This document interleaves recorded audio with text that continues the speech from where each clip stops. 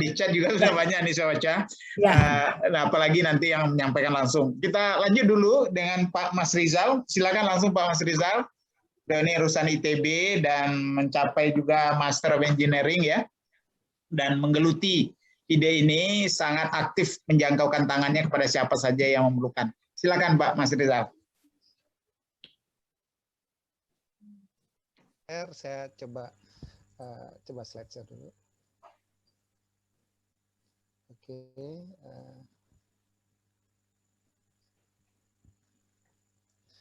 Terima kasih, Prof.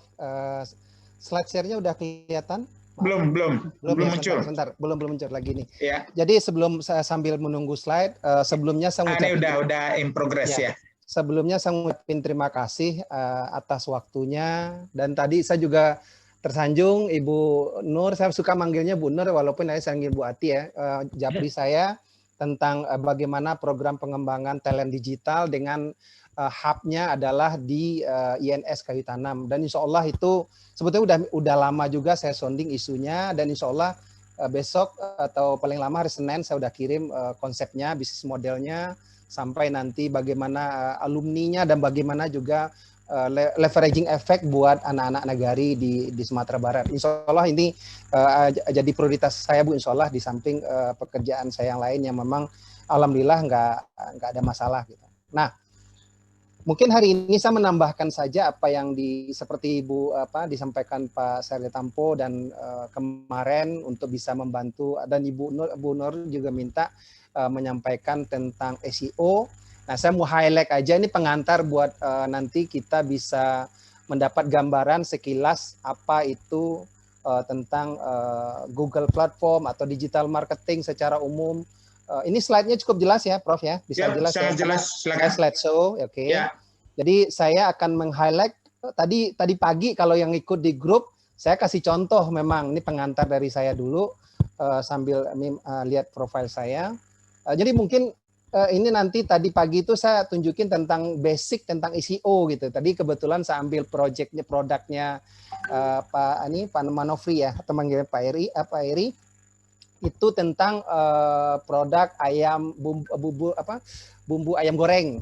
Itu dalam hitungan menit kita bisa berada di halaman pertama. Jadi kata Bu tadi menarik tadi penjelasan Ibu Nur juga tentang bagaimana strategi untuk launching produk barunya. Ya saya dapat paham Bu, karena kebetulan saya juga lama engage dengan modern channel khususnya Alfamart, Indomart.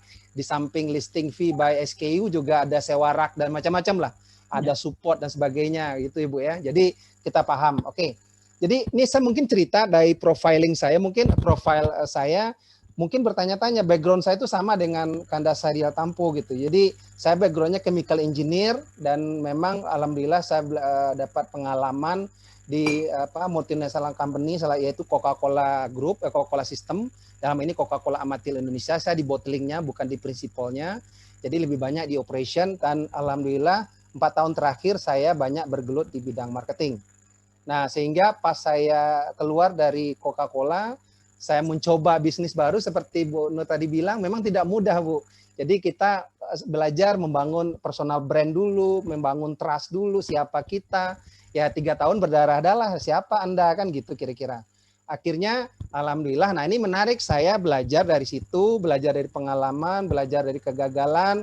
Bahkan banyak yang bilang, wah saya stres lah, sayang udah senior manager kok keluar, macam-macam tudingan kepada saya. Dan ya biasa, orang kan cuma melihat kalau kita udah sukses. Kalau kita gagal atau tidak berhasil, orang banyak mencela kita, biasa itu, saya pikir begitu. Nah roda itu akan berputar seperti Bu Nur tadi bilang, ada tahap kita jatuh, semakin sering jatuh, asal kita terus bangkit, insya Allah itu akan menuju kesuksesan kita. Nah, saya dari tahun 2011 sampai 2014, saya belajar insya Allah itu tentang digital marketing, digital literacy, dan mulai berani jualan digital literacy dan digital marketing sebagai konsultan 2015. 2016 saya alhamdulillah sempat berkeliling di Sumatera Barat, ke Padang Priaman, ke Solok Selatan, ke Kota Padang, ketemu juga dengan Pak Gubernur Pak Mahyildi, Buya Mahyildi waktu beliau masih jadi wali kota. Dan terima kasih Prof. Fasli, 2017 saya diajak lagi ke Padang, itu lebih fokus kepada digital literacy, diajak ke ada Biah ke Unida, diajak juga ke INS Kayu Tanam, sebetulnya mau ke Dinia Putri tapi waktu tidak cukup, akhirnya mungkin sekarang lah kita bisa lanjutkan dan mungkin waktu berikutnya. Itu pengantar dari saya. Jadi hari ini saya tidak akan menjelaskan secara detail, cuman pengantar saja melengkapi tadi apa yang dijelasin oleh Bu Nur atau Ibu Ati ya, bahwa digital marketing ini adalah kekinian. Jadi konsep tadi yang apakah itu 4P jadi kalau di Paragon, di Paragonian menjadi 5P, itu kita terjemahkan dengan pendekatan sekarang dengan digital sebetulnya tinggal komplementari aja. Konsepnya sebetulnya sama. Nah, saya sebelum masuk saya ingin cerita sedikit bagaimana pentingnya digital literacy. Jadi kalau setiap materi saya selalu memasukkan satu slide ini. Bahwa ini penting untuk kita kuasai, ini pengantar aja, bahwa dalam digital literacy itu ada yang harus benefit yang kita harus atau hal yang kita harapkan adalah kita paham apa itu digital safety, itu penting. Yang kedua adalah digital untuk well-being, untuk kesejahteraan kita. Dan kemudian digital identity, ya tadi Bu Ati bilang tentang, atau Bu Nur bilang tentang personal branding, siapa kita. Jadi kalau Bapak Ibu googling saya, Mas Rizal Umar, insya Allah ketemu saya, siapa saya, apa yang saya kerjakan sekarang, itu insya Allah ketemu misalnya.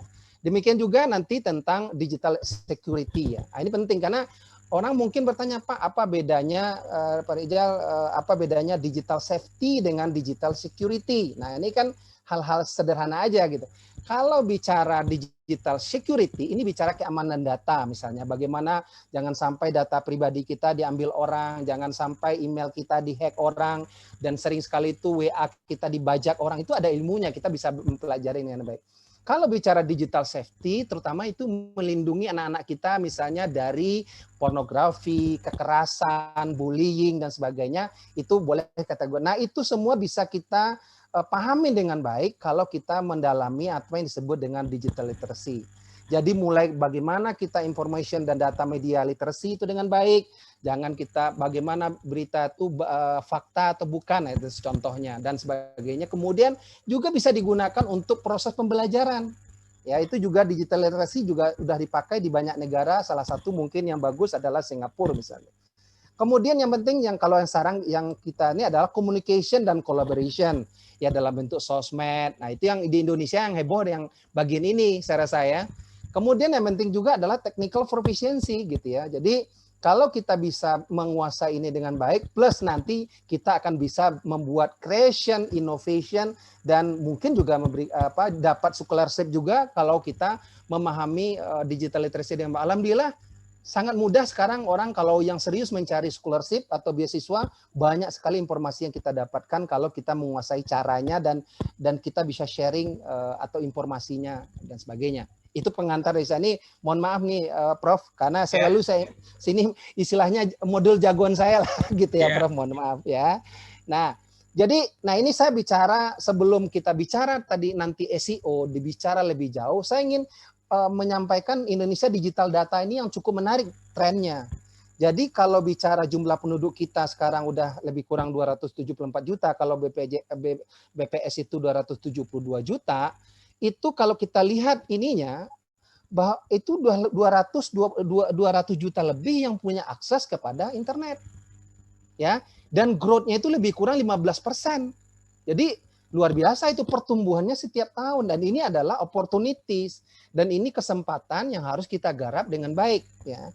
Nah, ini data ini saya sampaikan di slide, dan ini bicara bagaimana mobile tools-nya nggak akan saya bahas, silahkan aja dibaca. Saya cuma menarik tentang ininya, ini jumlah akses data nggak. Ini yang menarik. Jadi bagaimana daily time spent on media, artinya orang setiap hari berinteraksi dengan media itu berapa lama. Yang menarik adalah yang dengan berhubungan dengan gadget atau internet itu hampir 9 jam. Sementara kalau dengan television sekarang itu lebih kurang cuma 3 jam atau 2 jam 50 menit. Artinya waktu kita mostly itu berinteraksi dengan atau mempunyai akses dengan internet. Coba aja kita dalam hitungan setelah meeting pasti lihat WA, pasti lihat detik, pasti lihat info terbaru, macam-macam lah. Lihat WA group, lihat email. Nah, itu udah salah satu contoh sederhana saja gitu ya.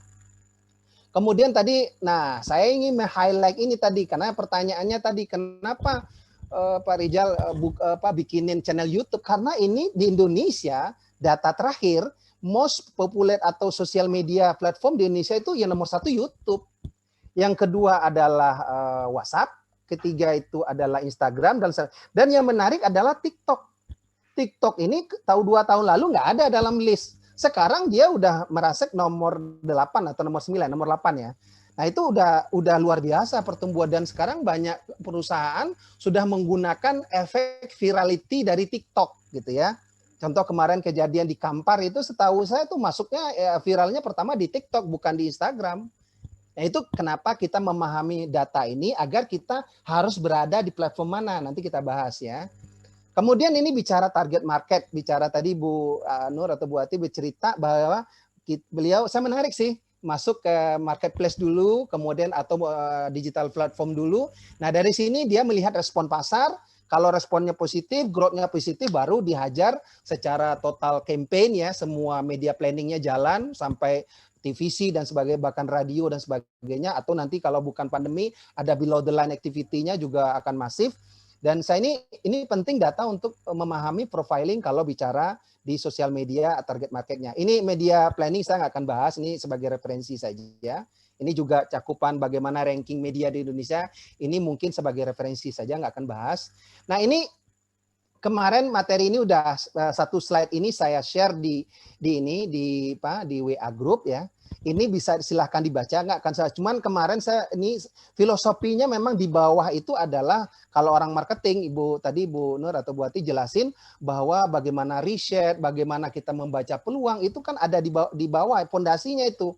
Itu ada bicara riset, ya, bicara nanti bagaimana strateginya menerjemahkan peluang itu, kemudian bagaimana brandingnya. Nah ini menarik tadi. Yang saya menarik kalau saya lihat brandingnya di Paragon ya atau mungkin di Wardah Group atau Paragonian itu dari saya lihat values-nya memang sangat kuat gitu ya Bu. Saya pernah tanya tentang bagaimana mereka conduct-nya itu memang sama si A, saya tanya sama si B sama hasilnya. Jadi luar biasa nih PR-nya orang HR-nya bagus sekali untuk bagaimana menanamkan values dari perusahaan sehingga membangun suatu values menjadi korporasi values yang semua bisa memahami dengan baik. Nah, di atas baru nanti strategi implementasinya agar kita bisa menjalankan digital bisnis itu dengan baik. Nah ini mungkin agak ribet, detail, ini sebagai referensi. Nanti saya coba terjemahkan dalam bentuk satu slide presentasi. Ini yang paling mudah kita lakukan ya. Ini nanti saya jelasin apa itu ICO. Nah ini yang saya tadi yang saya sebutkan bahwa kita kadang-kadang terjebak yang namanya go digital, ini terjebak di 1 atau 2 platform. Jadi kalau dia bilang dia sudah punya Instagram atau udah punya FB udah cukup itu. Nah, itu nggak salah saya bilang. Atau nanti dia udah punya YouTube udah cukup. Ideally kalau mau misalnya konsisten dan bicara long term dampaknya, kita harus mengintegrasikan di semua platform dan saling terhubung. Tadi sambil pagi kalau bicara di grup saya udah share juga contoh produknya Pas Chicken itu nggak terintegrasi antara satu platform dengan platform lain. Jangankan integrasi konten, nama aja udah beda misalnya. Nah ini contoh, nanti ini kan baru pengantar ya, nanti detailnya kalau nanti kita ada session lagi, kita langsung end on, langsung praktek, langsung buat platformnya, langsung kita lihat, mudah-mudahan nanti bisa lebih dipahami dengan baik, karena waktunya terbatas, saya cuma kasih ya namanya juga pengantar sesuai dengan modul slide saya tadi. Nah, di situ baru kita juga pentingnya SEO. Nah, kalau ini udah kita jalankan, insya Allah bisnis itu seperti Bu Nur atau Bu Ati bilang tadi, itu pelat, cepat atau lambat, dan selama kita fokus, insya Allah itu akan menjadi bisnis yang berhasil paling tidak. Kalaupun gagal, kita bisa bangkit lagi gitu. Karena roadmap-nya udah kita buat dan kita bangun fondasinya. Mungkin kalau tadi Bu, di awal-awal Bu menanyakan tentang vending, alhamdulillah saya juga membangun konsep ini. Jadi kalau Bapak Ibu cari sekarang cashless vending di Indonesia, insya Allah itu ketemu kami. Jadi hampir tiap hari perusahaan kami dihubungin oleh calon pelanggan nanya tentang vending, dan itu saya tanya dari mana taunya? Ya tetap dari Google gitu. Nah itulah salah satu contoh. Atau bicara daging, nanti saya coba highlight, kalau ada waktu 10 menit saya cuma kasih highlightnya. Nah ini bicara karakteristik setiap sosial media, ini nggak akan saya bahas, ini silakan sebagai referensi saja. Dan ini juga berapa lama konten itu ada di sosmed, ini sebagai gambaran, tidak persis, tapi lebih kurang dia berada di timeline itu, aktif di timeline itu lebih, durasinya lebih kurang seperti ini. Nggak persis juga ya, tapi plus minus lah ya. Jadi berapa lama bertahan satu konten itu ada di timeline kita misalnya. Nah, ini saya lebih strategik sedikit, tadi sudah bahas pengantarnya. Kalau mau bicara lebih praktis secara strategi, ya kita yang sering tadi saya jelasin tadi, memang kalau tadi bicara tuh kan seringnya cuman di sini ya, di sosial media. Kadang-kadang lupa nih konten manajemennya. Tadi kan saya sudah singgung slide content is the king. Nanti saya bahas ada slide-nya. Dan juga lupa menggerakkan yang disebut dengan community. Jadi makanya tadi saya bilang, kalau kita punya community, circle atau istilahnya tim yang saling mendukung, insya Allah itu masih pendekatannya bisa gratis, nggak usah bayar iklan dulu lah. Kalau komunitasnya saling like and share, saling support, saling komen, itu SEO-nya makin bagus gitu. Nah, baru nanti bicara SEO-nya, itu yang disebut dengan nanti dua hal yang utama, off page dan on page ya.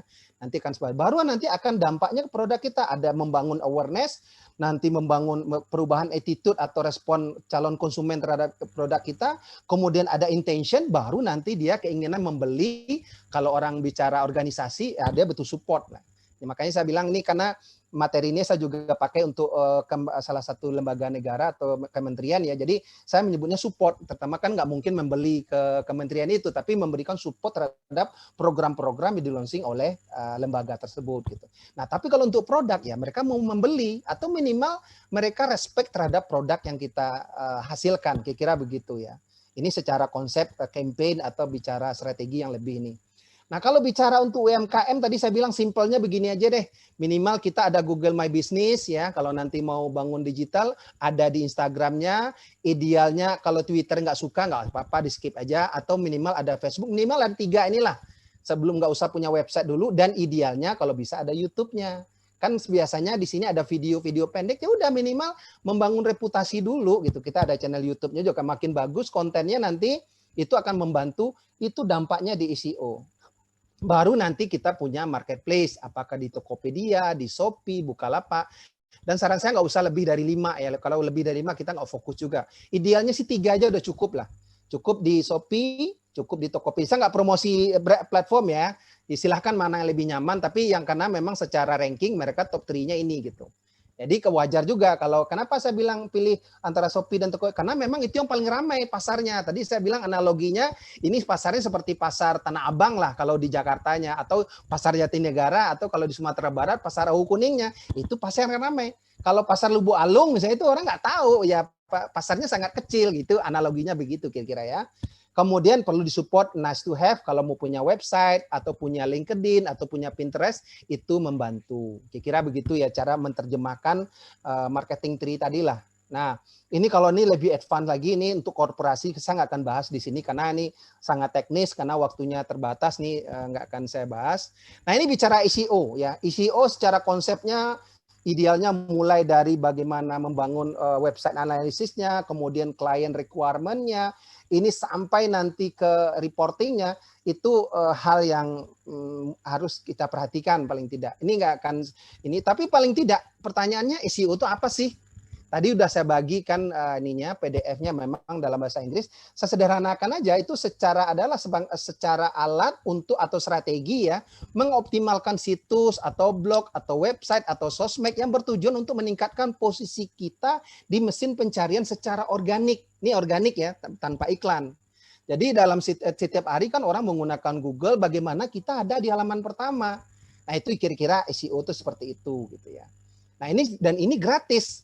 Kalau yang berbayar itu disebut nanti dengan pakai AdWords atau FB Ad, itu kan berbayar. Nah, untuk pemula bagusnya yang gratis dulu. Jadi bagaimana dia mencari kebutuhan mereka, kan paling dia cari hotel, cari makanan, cari kosmetik model ya, atau mungkin yang unik-unik produk, dia pasti lewat Google sekarang. Nggak ada orang lihat iklan buku kuning, itu nggak ada lagi sekarang kan. Jadi orang kena buka AP. Nah, yang menarik adalah bahwa 30% dari tautan organik itu menerima istilahnya dari klik yang tayang dari organik ini. Jadi kita pun coba deh, kalau kita cari sesuatu lewat Google, pasti kalau yang beriklan tuh yang pakai ad atau iklan itu labelnya, nanti saya kasih tunjuk pada slideshow nanti, apa live show nanti, ini itu orang malas ngeklik, dia orang suka klik yang organiknya gitu, yang SEO-nya. Nah, ini yang menarik lagi nih, silakan dibaca, saya nggak akan bahas ya. Jadi kalau search engine itu bagaimana kita selalu ada di halaman pertama, kalau bisa nomor 1 gitu ya. Nah, kalau yang berbayar itu disebut bagian dari SEM, Search Engine Marketing, itu termasuk pakai AdWords, dan ini impact-nya kemana nanti seperti tadi kita bilang, kalau kita bayar iklan, itu biaya investasi kita lebih mahal, operating cost kita akan mahal. Kalau saya, alhamdulillah dari dulu saya ngajarin, saya tidak pernah menyarankan untuk beriklan. Memang bisa kalau udah basicnya dapat, kalau untuk meningkatkan pasar lebih luas, saya juga menyarankan untuk iklan. Selama dia udah siap, udah paham bisnis modelnya gitu. Jangan dikit-dikit iklan, kita menyasar target aja belum bisa, bagaimana menghitung lead-nya aja belum paham, ya udah tiba iklan, ya kita buang-buang duit saja gitu. Ya kira-kira demikian, tadi kemarin kan juga dibahas itu tentang ini. Nah, kalau bicara search engine, kita tahu search engine itu adalah mesin pencari ya. Jadi algoritma ini bekerja di search engine, dan search engine itu bukan hanya Google ya sebetulnya. Di YouTube search ada mesin pencarian juga, di Pinterest juga ada, di Facebook juga ada, itu masuk mesin pencarian juga. Tapi yang terkenal adalah memang Google. Kalau yang lain itu ada Bing, ada Yahoo, ada Baidu dan sebagainya. Dan untuk Google sendiri, suka tidak suka mereka menguasai 92% untuk seluruh mesin pencari. Jadi wajar kalau orang semua pakai Google aja gitu. Dan saya pernah sering bandingkan, memang ya kita sendiri karena udah terbiasa dengan Google, lebih nyaman menggunakan Google, kira-kira begitu ya. Itu memang bicara kebiasaan aja. Nah sekarang bicara algoritmanya Google tuh gimana sih caranya gitu ya. Kalau bicara sederhananya begini. Pertama dia crawling dulu. Jadi kalau dia mencari, katakan keywordnya tadi adalah tepung ayam goreng Bogor atau misalnya, atau tepung fried chicken atau apalah keywordnya. Dia Google tuh crawling dulu. Kalau crawling kita tuh diubek-ubek lah bahasa kitanya ya, dibongkar-bongkar istilahnya. Atau kemudian setelah dia crawling, baru dia indeks tuh, sesuai nggak dengan yang kita cari, relevansinya ada nggak. Nah setelah dia indeks, baru dia ranking. Rankingnya berdasarkan apa? Berdasarkan kedekatan atau sesuai dengan yang dicari oleh pelanggan, kemudian juga dilihat yang populer memang karena dia sekarang udah pakai AI, dan ini yang dimaksudkan ini nih gitu ya. Nah itu baru di ranking sama Google-nya. Nah setelah di ranking barulah keluar dari hasilnya yang disebut dengan SRP itu, Search Engine Result Page. Jadi nomor 1, nomor 2, di 3-nya itu berdasarkan ranking. Nah, kalau awal-awal kita mungkin halaman pertama langsung tuh udah hebat itu. Paling nomor 3. Nah, kita bisa jadi nomor 1, dan itu ada caranya yang tadi saya bilang dengan strategi di atas tadi. Nah, kalau ini di atas itu nama-namanya, ini nama-nama algoritmanya aja itu dari mulai dulu panda, penguin, hummingbird dan macam-macam, ini sebagai istilah dari Google. Pada tahun itu dia menggunakan namanya Panda. Kalau sekarang tuh nama yang terakhir itu adalah Core Update tahun 2020 Mei kemarin, yang karena ini relevansinya dengan adanya COVID ya. Jadi kalau teman-teman atau Bapak Ibu coba googling atau punya aplikasi Google My Business, itu ada concern tentang istilahnya COVID, informasi COVID. Nah, ini kaitannya dengan itu. Jadi dia Google pun merubah algoritmanya gitu ya. Itu contoh terakhir itu yang terkenal memang hummingbird ya. Jadi ini nggak usah dihafal, nggak akan diujikan, cuman kita paham aja lah bagaimana histori atau perjalanan dari itu. Nah sebelum saya nanti penutup, saya ini kemarin saya ceritakan itu kita lupa itu jarang menggunakan aplikasi dari Google itu. Ini pengantar aja ya. Yang paling kita sering gunakan paling adalah Google Search, Google for Education, atau Google mesin pencari, atau Facebook YouTube misalnya. Sementara ada yang lain tuh, ada tentang news, ada Google Map dan sebagainya. Nanti ada juga tentang Google Play yang bicara aplikasi ya. Kemudian ada juga tadi yang saya bilang nih, ada Google Search yang sering kita pakai, YouTube yang sering kita pakai, tapi jarang mungkin saya lihat menggunakan Google Search, ini belum familiar. Kemudian Waze pun juga bagian dari Google Application yang nanti saya coba highlight, nanti mudah-mudahan kita tergugah untuk bisa menggunakannya. Nah, ini satu lagi Google Drive. Kemarin kalau ada disinggung, maaf Bu, saya coba highlight juga di sini. Nah, tadi kan kenapa Google Drive ini penting? Ini karena Google Drive ini adalah aplikasi atau platform cloud computing. Jadi cloud computing ini adalah sekarang memang lagi model ya. Kenapa? Itu kita bisa akses di mana saja. kayak kita bisa punya server gitu kan, kita bisa buka di mana saja selama kita punya akses internet gitu ya. Dan ini kalau Google menyediakannya gratis lumayan 15 GB, kalau kita punya dulu USB 8 GB aja udah seneng gitu ya, apalagi ini 15 GB. Cukup menyimpan data atau ribuan foto yang kita butuhkan atau dokumen-dokumen penting. Nah, di Google Drive dia terintegrasi juga dengan dokumen Office-nya, ada Word, ada Excel-nya, ada PowerPoint-nya sejenis itu ya.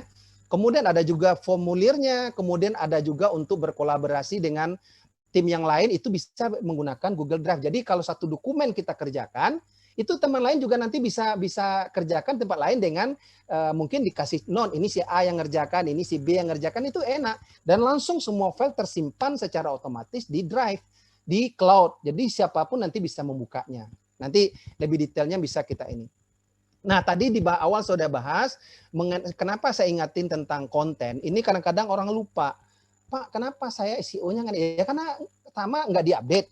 Yang kedua, kontennya nggak menarik, nggak memberikan engagement dengan pelanggan gitu ya. Nah ini nanti yang saya nggak akan bahas terlalu detail karena memang waktu kita sangat terbatas. Mulai dari sama konsepnya dengan tadi, mulai dari strateginya, risetnya, kemudian baru membuat kontennya. Dan yang penting lagi adalah diukur dari setiap konten itu. Sama sebetulnya sih dengan bisnis model yang lain gitu ya. Ini nih saya nggak akan bahas, ini bentuk-bentuk kontennya aja. Jadi ada bentuk blog post atau infografis, ada bentuk video dan sebagainya. Itu macam-macam konten yang bisa kita buat. Termasuk webinar ini juga konten ya. Nah itu yang saya kemarin bilang sama Pak Saritampo. Jadi kalau kita reguler melakukan webinar, mungkin teman orang-orang di luar Sumatera Barat pun, bukan orang Minang pun akan tahu itu ada INS Kayu Tanam yang menjadi Center of Excellence sekarang, karena memang kita rutin share kan di grup kemana-mana. Tepat atau lambat orang akan lebih tahu dengan INS Kayu Tanam, dengan program wakaf produktifnya Bu Nur di sana, dan orang akan menjadi inspirasi buat orang bagaimana kita bisa berbuat untuk orang lain, atau kalau disalahnya di Ibu tadi care ya dengan sesama. Jadi menurut saya itu salah satu contohnya. Ini kalau bicara konten ini nggak akan saya bahas. Nah bicara tren aja sih, saya ingin sedikit highlight tentang tren 2019. Jadi ini harus kita ketahui juga sebagai orang yang masuk ke digital marketing, trennya digital itu apa sih? Kalau 2019 sampai sekarang pun hampir sama ya. Itu ada yang nama AI, ya teknologi AI udah diimplement hampir di semua platform. Kemudian yang paling juga kena adalah voice chat, dan juga ada yang disebut yang populer nih adalah live streaming. Nah, ini live streaming ini modal sekali sekarang kan. Coba lihat di Facebook, ibu-ibu jualan, ayo ngumpul, nah, udah pakai live streaming itu di Facebooknya. Itu memang trennya. Kenapa? Ini didukung oleh akses jaringan atau bandwidth yang makin lebar dengan menggunakannya adanya broadband, adanya 4G, dan sekarang udah mulai live 5G. Ini akan makin berubah. Ya, akan terus berubah sesuai dengan perkembangan teknologi supportnya. Ini kalau Bapak Ibu dengar itu speech-nya dulu dari siapa nih yang dari Apple ya, yang sudah almarhum, itu dia bilang bahwa dia didukung oleh perkembangan teknologi. Kalau nggak ada perkembangan bandwidth, itu iPhone nggak laku gitu ya. Atau kayak dulu kita mungkin masih ingat bagaimana BlackBerry itu bisa laku karena orang ingin memakai aplikasi untuk Facebookan gitu ya.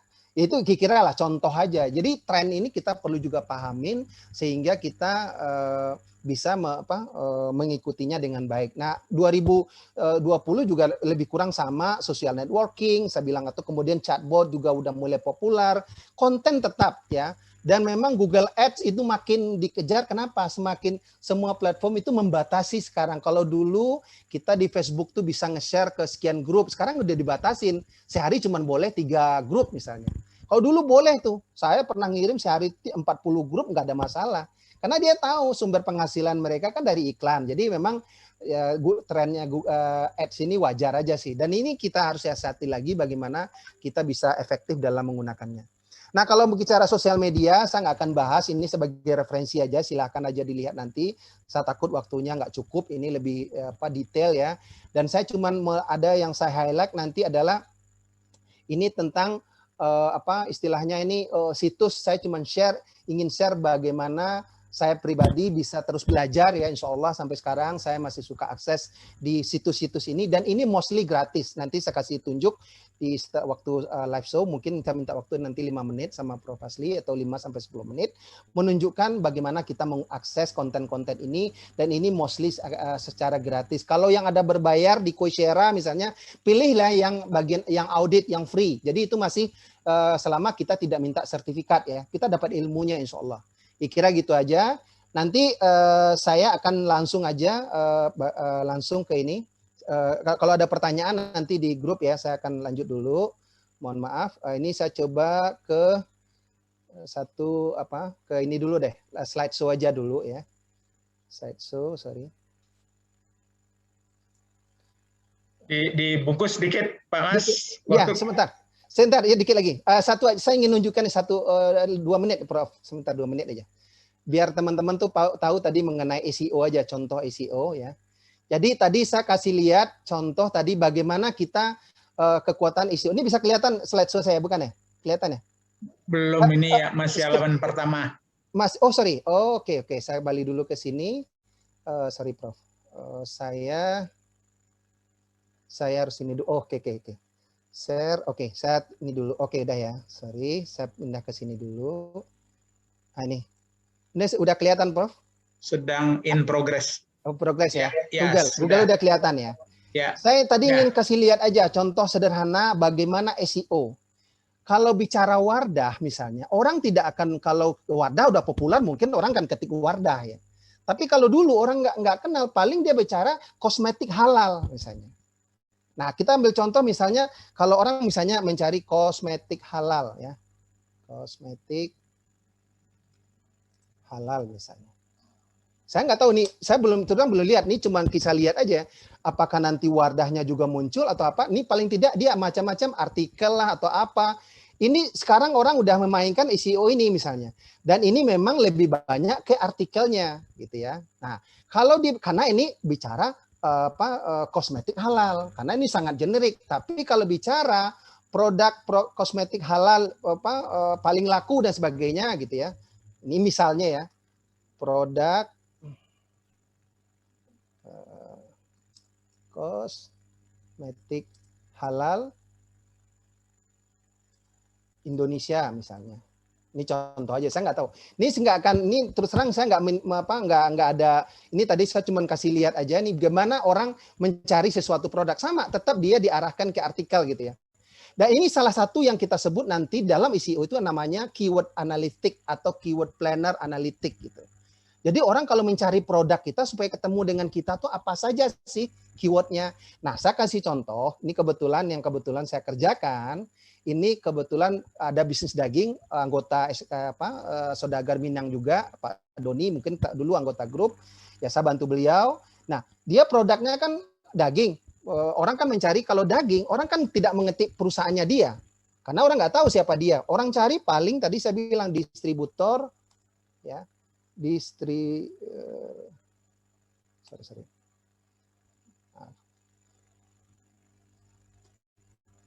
distributor daging Horeca misalnya. Ya. Ini yang dicari oleh para calon pembelinya gitu ya. Jadi inilah kekuatan dari SEO. Nah, sehingga apa? Orang dengan mencari ini itu ketemu dengan supplier daging Horeca misalnya. Ini Indometa, ini perusahaannya dia, Pak Doni itu ya. Jadi atau mungkin nah ini keluar malah Google My Business-nya juga ada sebelah kanan gitu ya. Nah, ini yang saya bilang tadi itu namanya SEO. Jadi tanpa dia beriklan, orang cari daging ketemu dia dulu. Ya, itulah contoh aja Prof mengenai SEO. Ya mungkin satu lagi saya SEO ini contoh aja ya. Nah, tadi saya ambil contoh tadi mengenai MIT Courseware. Jadi kalau Bapak Ibu yang mau belajar online, tadi saya ingin contoh aja satu. Nanti kalau ada waktu lagi mungkin kita ini. Tapi paling tidak saya ambil contoh MIT Courseware atau Coursera. Paling saya ambil contoh MIT aja ya, sorry. Saya kalau mudah-mudahan jaringannya nggak ini masalah ya. Ada udah sering menggunakan MIT Courseware? Sorry, saya kayaknya sorry. Nah, ini MIT. Sorry. Oke. Jadi saya terus terang aja kalau bicara sharing, mungkin orang bertanya, Pak Raja belajar dari mana digital marketing, digital branding? Itu terang saya belajar dari Coursera atau belajar dulu dari lynda.com yang teman-teman yang punya LinkedIn itu tahu lynda.com sekarang adalah namanya LinkedIn Academy. Nah, saya bilang contoh nih MIT ya. MIT Coursera. Sorry. MIT Coursera, sorry. Saya nggak tahu jaringan internet ini kok jadi agak lambat ya, sorry. Nggak apa-apa. 1 menit lagi, Prof. Saya bungkus ya. Bentar, Prof. Ya, karena ini minimal jadi inspirasi juga bagaimana teman-teman mau belajar seperti di MIT ya, MIT Coursera ya. Dan ini materinya saya udah sering-sering di grup saya ceritakan di setiap webinar selalu saya sampaikan. Saya selalu menyampaikan tentang digital literacy, saya menyampaikan tentang belajar secara online ini. Nah, kebetulan waktunya terbatas, saya cuma ambil contoh tadi MIT Coursera. Nah, MIT Coursera ini 100% free. Jadi Bapak Ibu mau belajar tentang financing, tentang tentang manajemen, tentang apa di sini ada, dan ini dijelasin bukunya apa, lecturingnya apa, ini ada di sini semua. Jadi tinggal nanti dipilih aja course-nya apa mau dipilih gitu ya. Ini tinggal kita cari nanti yang di featuring course-nya apa, pelajarannya apa. Jadi tinggal kita pilih nih, ada find course di sini ya. Kelihatan ya, Prof? Sorry. Yeah. Nah, ini kita bisa tunjuk, kita mau pilih apa nih, belajar tentang, kita bisa pilih by departemennya atau nanti by modulnya. Jadi departemen engineering, mau departemen ekonomik, dan sebagainya, itu bisa dieksplor lebih jauh di sini. Dan itu dijelasin bukunya, modulnya apa, dan kalau dia punya channel apa, YouTube-nya juga ada tentang arsitektur, dan sebagainya ya. Tentang apa, ini sambil contoh misalnya gini, tentang ini, yang manajemen lah, ya. Ini ada Sloan School of Management, jadi kayak MBA-nya ya. Jadi di MIT itu yang teman Bapak Ibu yang di Amerika, yang diaspora paham betul. Nah, ini ada nih modul-modulnya. Silakan kita mau belajar tentang ekonomi. Ini ada modulnya, ada bukunya, ada materinya, ada PR, ada tugas mid semesternya. Dan ini bisa kalau yang terbiasa belajar mandiri ya. Jadi ada modulnya di sini, silakan nanti dieksplor lagi. Kira-kira gitu dari saya, Prof. Ya, jadi nanti saya cuma ngasih tahu aja kira-kira ini yang kalau mau belajar secara gratis bisa di MIT, bisa di NPTEL, bisa di Coursera, dan banyak lagi yang lainnya. Paling tidak materi udah saya share, insya Allah bermanfaat. Dari saya itu aja conclusion. Jadi kesimpulannya dari saya, kalau mau go digital, saya udah sampaikan juga seringkali di grup. Pertama kita bangun personal brand atau reputation dulu, baik secara pribadi maupun secara perusahaan kita. Itu dulu. Orang mau cari, oh Wardah tuh Paragon tuh siapa? Kan gitu. Foundernya siapa? Kira-kira begitu ya, Bu ya. Nah, yang kedua, baru kita masuk tadi bicara branding dan strategi marketingnya.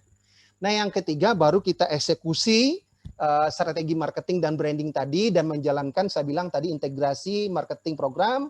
Kemudian jangan lupa tadi saya bilang content management. Nah, setelah itu kita lakukan, kita engage dengan konsumen, kita bangun komunitas dengan pelanggan. Ya, bahkan kita sering mendengar bahwa contoh salah satu netizen atau vlogger, dia pelanggan atau konsumennya atau itu dipanggil dengan macam-macam sebutan gitu ya. Tim orang smart people lah atau apa, macam-macam itu dia. Itu lebih bagus lagi membangun engagement dengan mereka. Nah, setelah itu terus konsisten, saya bilang digital marketing ataupun bicara online, kuncinya adalah dua. Satu, konsisten, yang kedua persisten. Kalau tadi Ibu di istilahnya di values-nya di Wardah itu grit ya, tangguh. Jadi harus ada itu. Jadi kalau nggak tangguh ya, kalau dimaki-maki orang udah mundur ya jangan bisnis online ya. Jualan apa martabak aja di Lubuk Alung gitu. Jadi nggak ada masalah. Kira-kira gitu aja joknya, Prof. Baik. Jadi saya itu terima kasih. Kalau ada pertanyaan, soalnya nanti kita bisa diskusi. Sekali lagi, wassalamualaikum warahmatullahi wabarakatuh. Waalaikumsalam. Ini permintaan banyak, bisa di-share di chat file tadi, file presentasi tadi. Oh udah, nanti udah saya ini filenya nanti bisa saya kirim lagi, bisa, Prof. Iya, enggak, siapa yang mau mendownload bisa dia dapatkan. Ya, nanti saya kasih linknya, Prof. Abis ini saya, Prof. Ini udah ya, saya udah slide share, udah saya matiin ya. Terima kasih Pak Mas Rizal. Ya, baik, rekan-rekan sekalian, kita langsung kepada teman-teman kita yang akan menyampaikan dirinya, struggle bagaimana dia membangun brand atau keberhasilannya atau pembelajaran, dan hanya boleh menyajikan satu pertanyaan pada Bu Nurhayati. Waktu tidak boleh lebih dari 3